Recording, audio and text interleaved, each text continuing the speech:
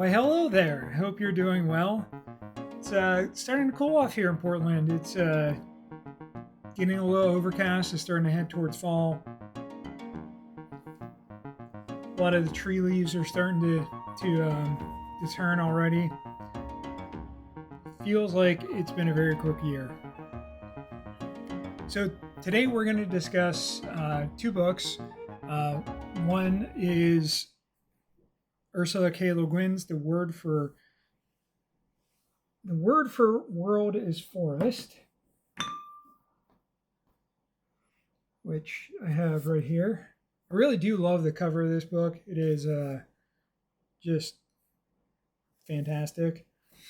It's part of her Hainish series. It was published in 1972, part of her Hainish series, which I have the other two books here, The Dispossessed and The Left Hand of Darkness. There's other ones, but these are the three that I've read. I've really been enjoying her Hainish series. It's interesting because there's such a light aspect to it, but you kind of know that it answers certain questions that come from the text, but you don't even need to ask them because you already know the answer. Like, why are there these people on this planet? Oh, it's because the Hainish populated the universe with humans. Okay, problem solved.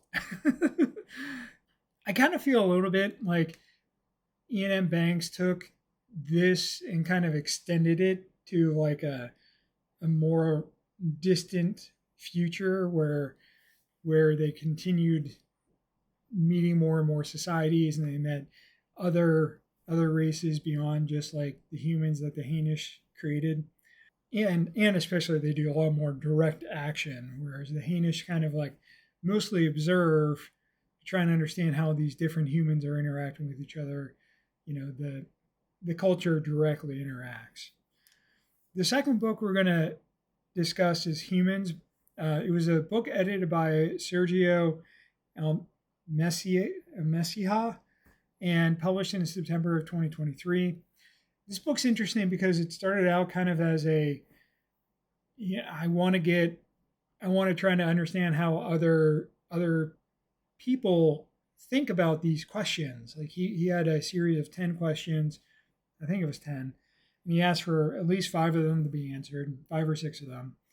And, they were about where humans came from, why they were interested, kind of little biography type question, where evolution was going to go in the future. And my God, there is so much pessimism in that book. It is, nobody thinks humans are going to last more than a couple hundred years, if that. Most of them were skeptical that humans are going to survive the end of this century. So, but it was a great way of getting a broad survey of kind of the leaders in the field in various fields. It wasn't just like anthropology or paleoanthropology, or talked to archaeologists, philosophers, and paleobiologists, and it was a really interesting cross section. I will admit I didn't read all of it because I'm interested in it, but I wasn't interested in it enough, and I didn't know who any of the people were, to be honest. Wasn't interested enough to just keep plowing through the book because it was surprisingly a lot of repetition. Even if one of the questions was, where would you go if you had a time machine? And even that question was the response was repetitive, which I found a little surprising, but it was still cool. Most of them were interested in the interaction of humans, like the various different species of Homo. And I think that's pretty interesting. And I think that kind of is actually reflected in the word for world is forest.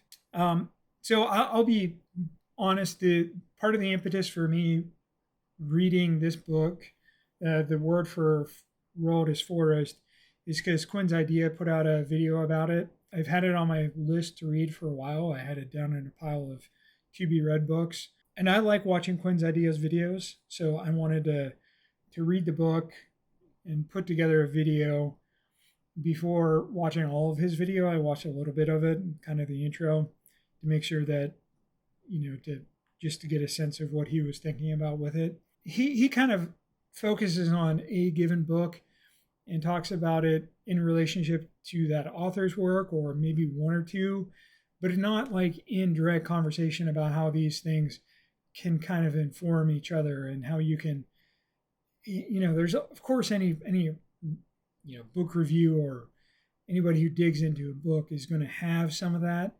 but it's a little different than the approach that I'm taking here. The second book was also influenced by another YouTuber, Gutsick Gibbon. She's a paleoanthropologist. She does a lot of videos about human evolution, ape evolution, and she digs into papers that look at like the evolution of language, and how humans aren't the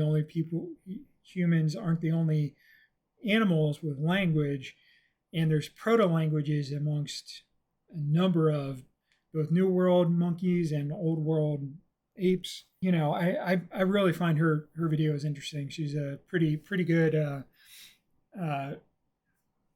essayist. I found her through Lindsay Nicole, so I'll put her video up here. I was a little disappointed whenever I was looking for the humans book, because it wasn't linked anywhere. I definitely wish she would have linked it and like provided a referral link, because I would definitely have tried to provide her some money that way. One of the things that I noticed when reading the word for world is forest is that there was a very clear sense of the perspective that was being critiqued. It was clearly the American imperialist perspective. The character was what I think now is a cliche of American arrogance, and the one of the characters that made me think of was in Avatar, the space one on Pandora, was the kind of the commander or colonel who was just so hell-bent on killing the aliens and just needed to be let off leash. His tactics are somewhat similar to what this antagonist uses, but they're different because of there's just technology differences between the Ashi and the Pandorans, which is good. And I will admit, Quinn did make a note that people did say that people thought that Avatar was influenced by this book, which I certainly agree with that sentiment. But I think that there are important distinctions, and I'm not going to get too much into it because it's not what I really want to talk about. The human is a very bigoted, arrogant, self-centered, brash person, and he definitely is an archetype that we see a lot in fiction. Anytime there's a critique of American imperialism, this type of character shows up, and they're driving all the bad behavior. He's the first person where you see the word Crecies or Crushies or however you want to say that. And the first time I read it, I was confused because I thought that these were humans grown in a vat. And so that these were grown up on the ship, and they were vat grown, and they just made them inferior to the humans in some way for some reason. I think that this was an intentional choice by Le Guin to make this slur somewhat nonsensical, and because she puts a lampshade on this, and a lampshade is whenever there's like something that is really obvious that the author calls out as like, hey, this is a thing. I know that I'm doing this thing. I'm calling it out. We're both in on it. Wink, wink, nudge, nudge. There's a point for this. And the point is the heinous representative that you meet later in the book, he makes the same assumption that I did, was that this was a rebellion of vat-grown humans. But you learn in the conversation, you like the reader learned much earlier that these are actually indigenous population, and it is clearly a corollary to the Viet Cong. And I mean, there's so much similarity. Like this is basically like Le Guin took the Vietnam War and put it on a different world and replaced the Vietnamese with the Ache, and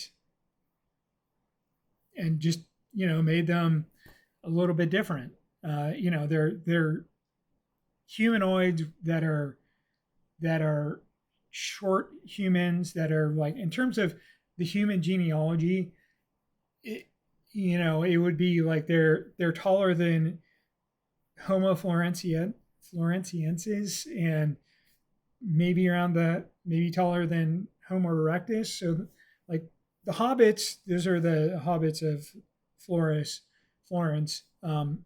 They're like 3 feet tall. They are very much the hobbits. Homo erectus is like 3 to 4 feet tall, and or 4 to 5 feet tall. And I think that these humans or these people were described as being about 4 to 5 feet tall. And so very similar to that, kind of taking an older group of humans and having them be on this world.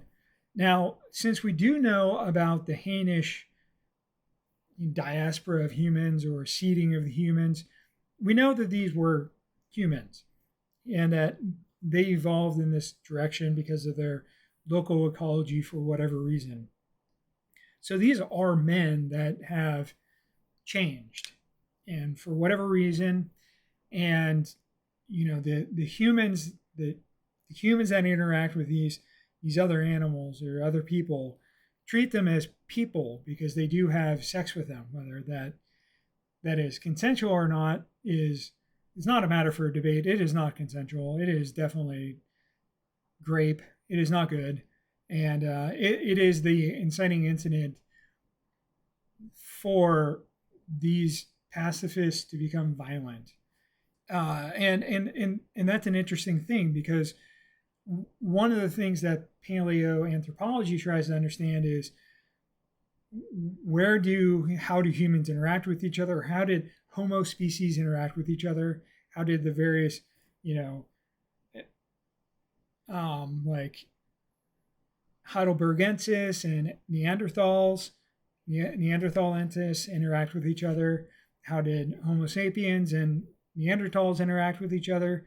We know for certain that humans and Neanderthals interbred. We also know that the other kind of more recent Homo lineage, which is called the Denisovans, which here's another video from Gibbon about potential names for that group, like a scientific name. It'd be like Homo longo or Homo dragonus or something. I can't remember exactly, but we know that humans interbred with both of these species because Europeans, people say, humans have 3 or 4% of Neanderthal DNA. I think that's generally Europeans, and I think generally Asians, like from east of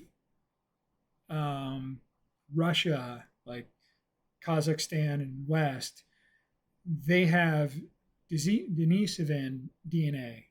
Now, I don't know if it's common across all of human population, if it's like everybody has all of it. I don't think that's the case. I think it is kind of a little split like that, but I'm sure as there's more more people from different parts of the world having kids, it's going to become even more combined. And we also we know that based off of where we don't know, but we can assume that because of where the Denisovans and the Neanderthals were, they interacted with each other as well, and potentially all three species interacted with each other. A lot of the paleoanthropologists were interested in what did those interactions look like. Why are Homo sapiens the last group standing? Why did we kill them all, or did we interbreed them out? Was there only small populations that we found and saved, and they just eventually were bred out? We don't really know. And whenever you go farther back, where there was, as you go back in the before Homo into some of the other ancestors of our, they're still after our last common ancestor with the chimps, but they're still not Homo yet, Homo in the Homo genus. That there was still an evolution of amount of hair that these people had, and there was clearly selection bias towards less and less hair in some manner. But was that because of other things that were driving this less hair, that there was genes interacting with each other, or did these other groups selectively mate with people who had had less hair, so that it drove in that direction? Because of, there's discussion about maybe it's because of the prickly grasses and things like that wouldn't, as they're walking through the savannah, wouldn't stick the hair as much. And so individuals who had less hair from these various different species may be interbred with each other, and which is interesting. And one of the things that Humans points out is that the historical rationale for how we thought our evolution occurred seems backwards. A lot of history was like the brain was the reason. We had big brains, so we were able to figure out how to walk bipedally and then use our big brains to hunt for food. Now the thinking is bipedalism isn't really all that special. Gorillas can partially do it sometimes. Chimps can do it sometimes. Bonobos can do it sometimes. And gibbons always walk bipedally. They just don't walk a whole lot. I mean, their arms are so long that it'd be difficult for them to walk four-leggedly, so they walk bipedally. They have much, much smaller brains than us. So now the prevailing theory is that we walked first, and then our brain grew bigger as we used selection pressure and identified novel niches to fall into. And we started to use more tools, which created more opportunity for more foods, which kind of had a positive, virtuous cycle. But we also know, in humans, they talk about how almost all the great apes use tools, and that we think that some of the Odoan tools were not made by homos, that they were made by this species that came before us, which is fascinating. That to think that tool use was that, like, stone tool use was before Homo erectus or existed. One of the questions that we don't know is, and it's a question that could answer some of the questions around why there's so little Neanderthal DNA, or why certain groups were bred out. I don't know if you're familiar with the idea of like a liger or a teon, but those are cats that are bred from a male tiger and a female lion, or a male lion and a female tiger, and only one of those pairings is able to have viable offspring. And so maybe that actually was happening in humans as well, or these various Homo species, that maybe only a human mother could have a child from a Neanderthal male, and so the other pairings just didn't have viable. They had viable offspring, but they weren't able to have reproduction with those offspring. Or maybe they didn't have viable offspring at all. Maybe they're always stillborn, which would have been horribly sad and tragic for those parents. But those are things that actually could have happened, that could have driven the selection pressures even more, because certainly if they had groups of people that they were trying intermarrying as a way of avoiding inbreeding, and only certain pairings had successful children, they would that pairing pressure would have selected for certain ways and would have pushed these potentially groups apart as well. So there's a lot of interesting things that could happen, and a lot of what I'm saying is me speculating on what people have talked about, but there is a theory around this that Gutsick Gibbon has talked about in research papers. And this is a question that we need to ask about in the word for world is forest, because there's non-consensual sex in this, and there are human men, from Earth, Terrans, having sex with Achi women. We don't know if they got pregnant or not. We don't know if they had viable offspring or not. We know that human men could kill them in sex. It's not exactly clear if it was a particularly barbarous sex act or if it was, I would assume that it was at least a relatively barbarous sex act. Any sex that kills someone certainly has to be considered that. And I think that it's interesting because generally in a lot of fantasy books, we get wrapped up in all these fantasy races, and there's always a textual reason why they all exist. And I think it's interesting in this Le Guin case that these differences are because of time and pressures and things cause the change to happen. And they're very different, but they're still people. And it asks the question of what does it mean to be human? Who gets to be called human? Why shouldn't these people be treated as equals or, to us? They treated us a certain way. Why didn't we treat them with the same grace? And is violence the only way to get recognition of your humanness? And that's something that this book has an answer to, but it may not be satisfying. I don't really particularly like that for a swath of humanity, being like meeting violence with violence is the only way to prove that you're human. And we have to wonder if that's the case with the genocides that we still see.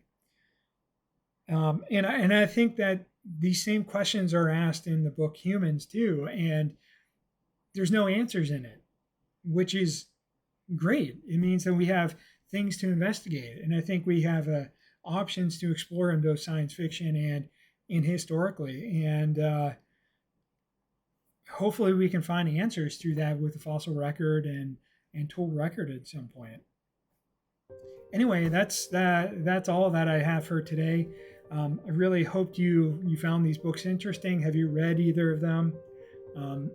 As I mentioned, definitely check out Quinn's ideas. He's a fantastic creator. I like what he does. Very soothing to watch. And Gutsick Gibbon, she's very excited about what she researches and does.